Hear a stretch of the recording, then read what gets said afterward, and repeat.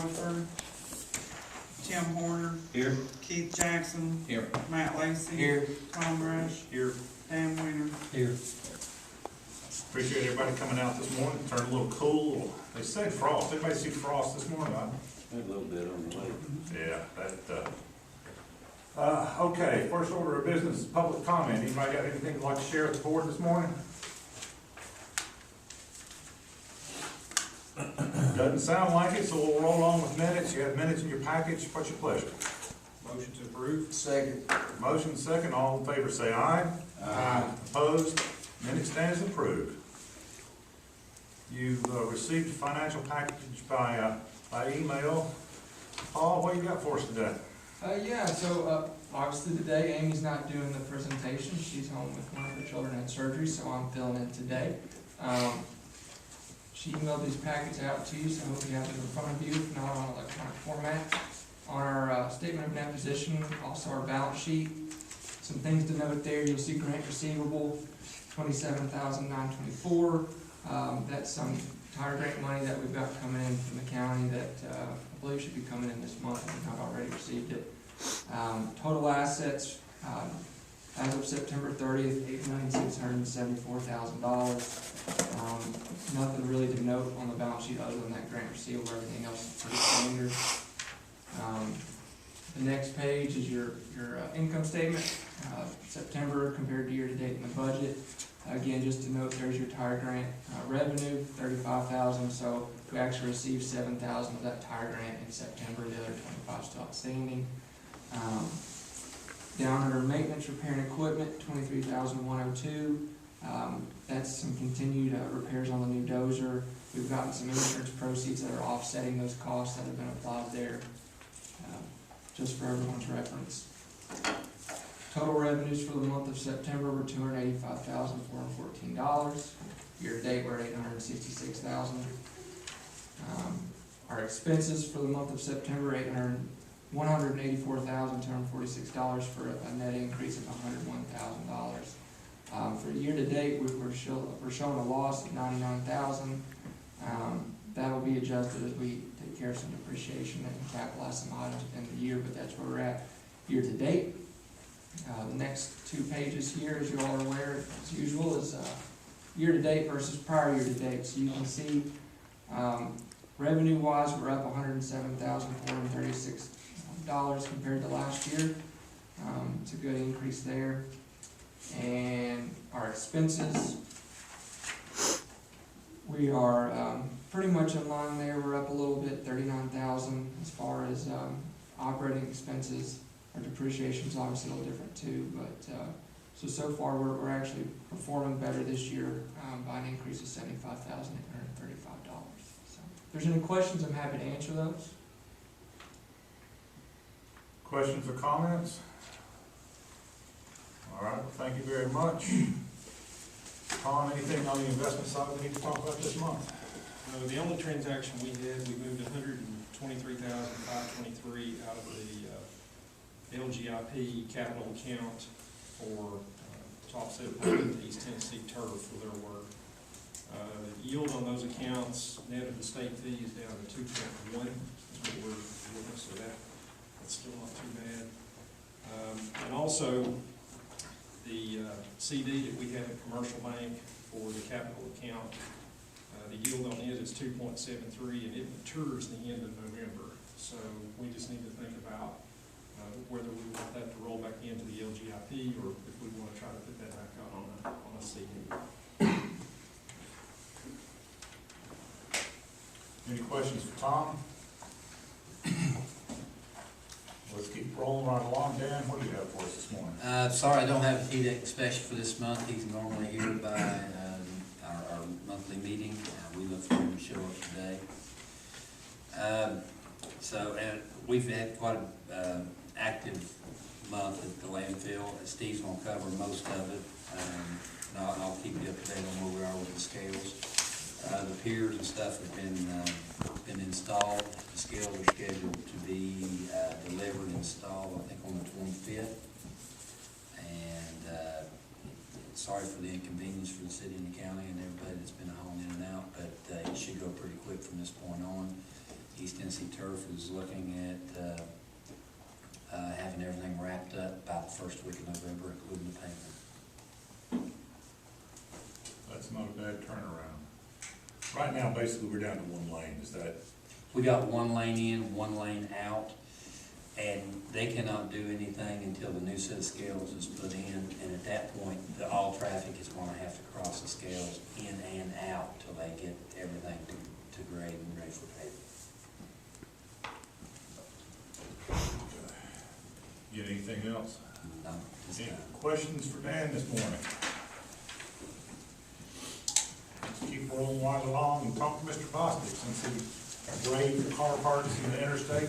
What do you got for us this morning? I don't think I ran over any, so I didn't have any flat tires.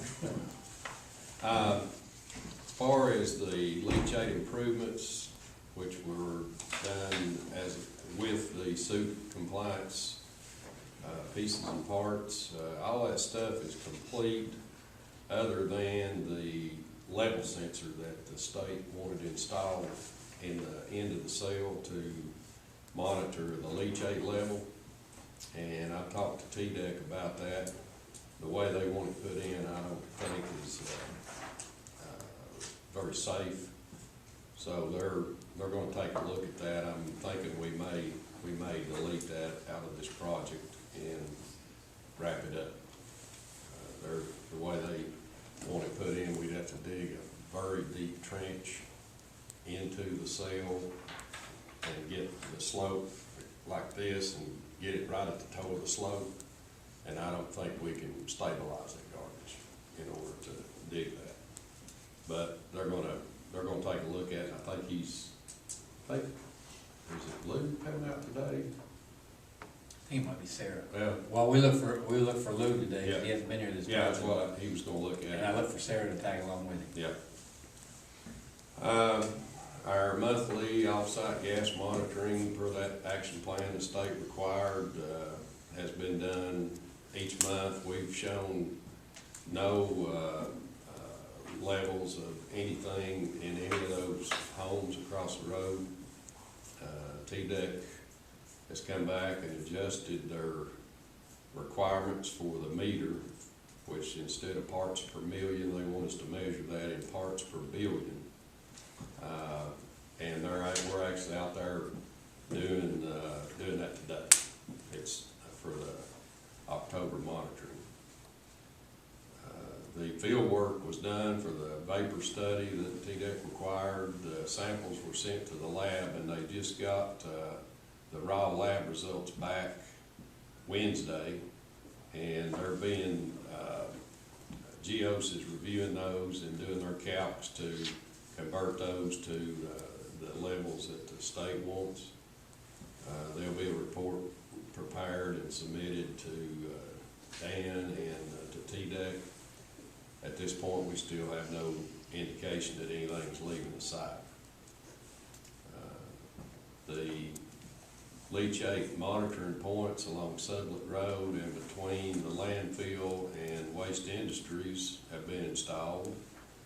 And they're actually out doing the sampling on those today. They had to wait till any water levels in those stabilized and cleared up. So they're sampling those today also. The gas vents that we plan to put in where we've got leachate servicing, the geotech is working to try to find a driller that'll drill down through that trash. Apparently that's extremely hard on a drill to drill down through that. He thinks he's got one on board and he's expecting to get those in fairly soon. We put some technical specs together for that recycling center bid and attended the pre-bid conference. I've also answered a couple of questions that Dan's forwarded to me from bidders on that. Did we get a good response to the pre-bid? We had what, a couple of gate contractors and maybe 4 that would bid on the recycle center. We did, after I can't remember his name, with the development district, we talked and we did cut back the paving a little bit.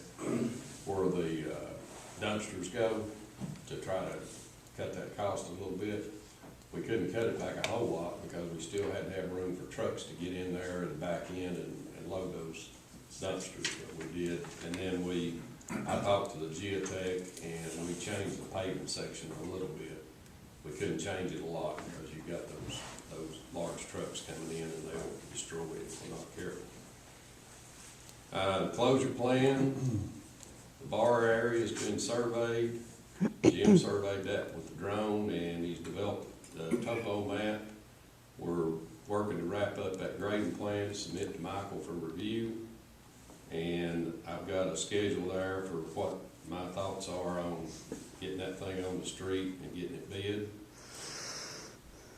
I've talked to about 5 grading contractors, some large, some small, and right now they're saying it's probably gonna be, with their workloads, it'll be late winter or spring before they can even touch it. We worked with the geotech, they're doing another landfill, and they had a large job in Middle Tennessee that they bid back, I think about a month ago, and they had 0 bidders on it. And their contractors are telling them the same thing. If you wait till spring, we can get to it. But right now, that one was, I think, they'd estimate about a $10 million job, and they didn't have any bidders on it. So The wrong business. they buy a bunch of pads and compactors. Dan went over the truck scale. I'm gonna go by this afternoon or after the meeting and take a look at that. I think it looks like it's going pretty well. And I think you said they were supposed to deliver the scale next week. Yes. Other than that, been kind of busy on a lot of T-Deck stuff the last few months. They keep coming up with new ideas, so. Well, I don't wanna say argue, but we're negotiating with them on some stuff they're asking for that they don't have any regs to back up. But How about the part per billion, is that one of them? yeah, there's no, what they're looking at, there's no EPA or TDEC regulations. That's ridiculous. But I mean, you know, we've not found anything, and, What if you do? well, then we're gonna have to negotiate with them, or we're gonna have to look at it and see, number one, is that just background stuff? Because there's things in the soils all the time. There's a lot of difference in parts per million and parts per billion. Yeah. Well, there's only 1 meter in East Tennessee that you can get to measure. And it's at Pine Environmental. And you rent it, borrow It it, has to be rented, yeah. couldn't afford to buy it, could you? Well, I think the purchase price on it, if I remember what Conrad told me, was about $18,000 to $20,000.